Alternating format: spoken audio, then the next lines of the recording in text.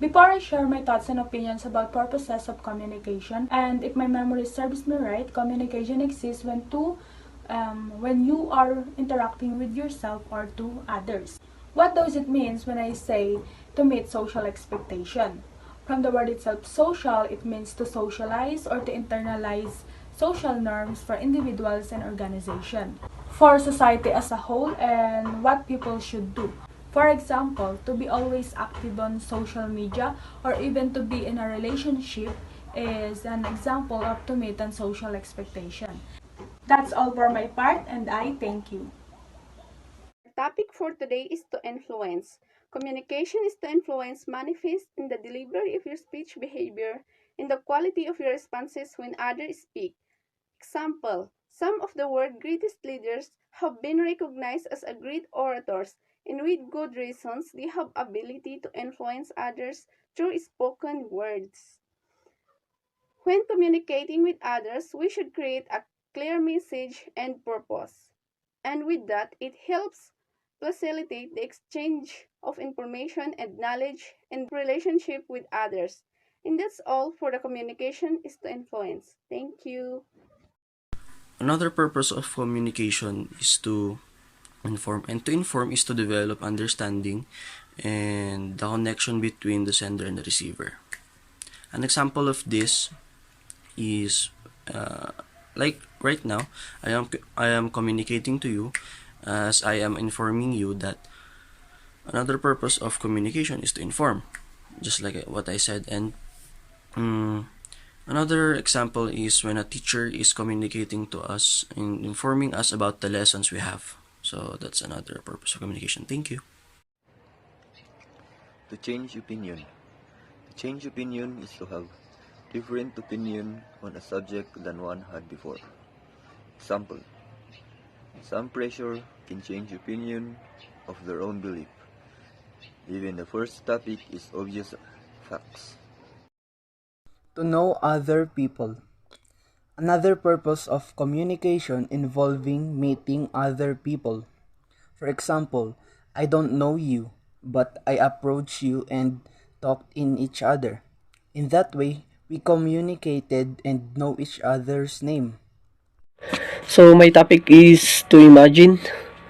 Imagine refers to a human ability for visualization, for experiencing of visual mental imagery, in other words, one's ability to see things with the mind. Mental image are created by members of the audience as a way of processing complex thoughts and ideas communicated to them orally. It's a way for people to make ownership of new information and response to it in the same way as they would an auditory or visual stimulus. Another purpose of communication is to convey feelings. You know that quote that says communication is the key? Well, it can't be get any more truer than that. Communication is used to make your feelings known and to know the feelings of others. If you don't communicate your feelings, the people around you won't know how you feel. And if they don't know how you feel, they don't know how to understand you. Therefore, communicate well to be heard, to be considered, and to be understood. Did you know the importance of knowing the different purposes of communication?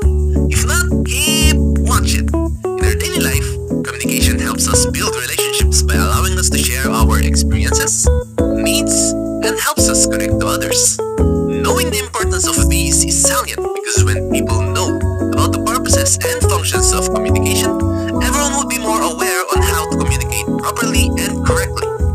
The highlights of Thank you, Sir Wilfer Felipe. My name is General Anne Marie Sisaknaban. The highlights of our presentation come first with the major purposes of communication. Inform, to express feelings, to imagine, to influence, and to meet social expectation, which will be discussed by the Group 1. Then, the second highlight of our presentation will with different forms of communication, namely informative, affective, imaginative, persuasive, and ritualistic, which will be discussed by Group 2.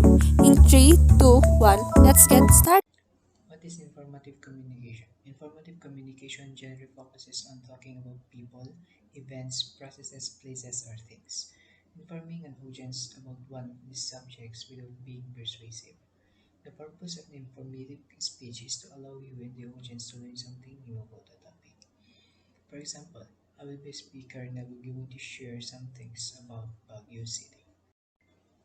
Hey, Baguio City to me is best known as the summer capital of the Philippines, with its cool climate making this a spot to escape the chaotic scenes in Manila or in the other provinces of the Philippines.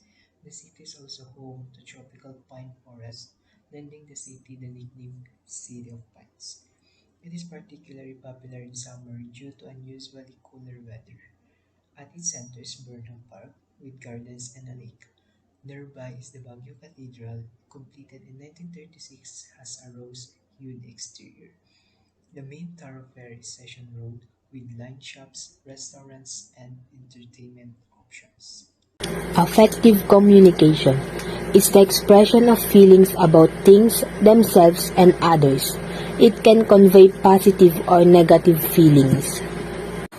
This is a picture of a son comforting his mother. They are communicating with something. This kind of communication is very important to us. It helps and makes our relationship stronger, spread of knowledge, sharing experience and informations among people. So my topic is the imaginative in communication.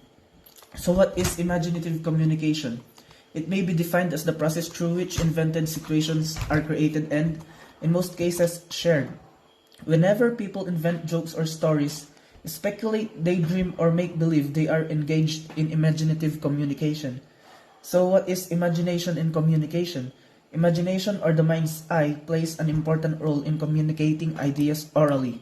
For individual members of a live audience, it's meaning enabling or sense making. It's the visualization of possibilities when processing complex thoughts and ideas. So, is imagination an intrapersonal communication? Intrapersonal communication can be defined as communication with oneself and that may include self-talk, acts of imagination and visualization, and even recall and memory.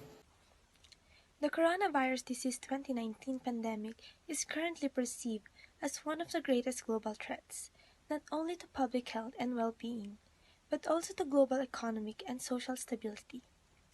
The spread of the severe acute respiratory syndrome coronavirus originating from China has given rise to most drastic societal and political responses.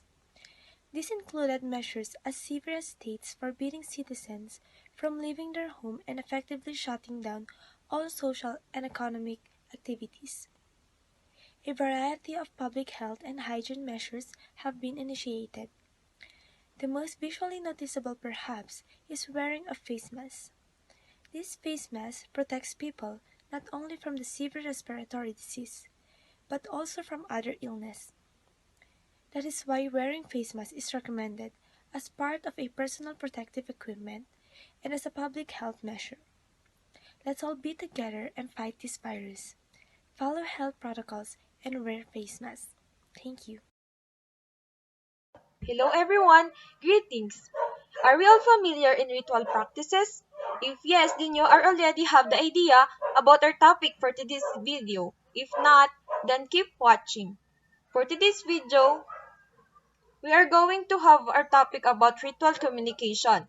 Studies how people create and express meaning through verbal and non-verbal. So meaning it is an everyday interaction in ceremonies, theatrical performances, shamanic chants, political demonstration, and rites of passages. Despite being largely formulaic and repetitive, ritual communication is highly participative and self-oriented processes. That would be all and have a nice day ahead. As we move on for our video, communication is salient to us because we can use it in our daily lives. In our daily life, Communication helps us build relationship by allowing us to share our experiences and needs and help us connect to others. All of the highlights of our presentation come first with the major purposes of communication: to inform, to express feelings, to imagine, to influence, and to meet social expectations.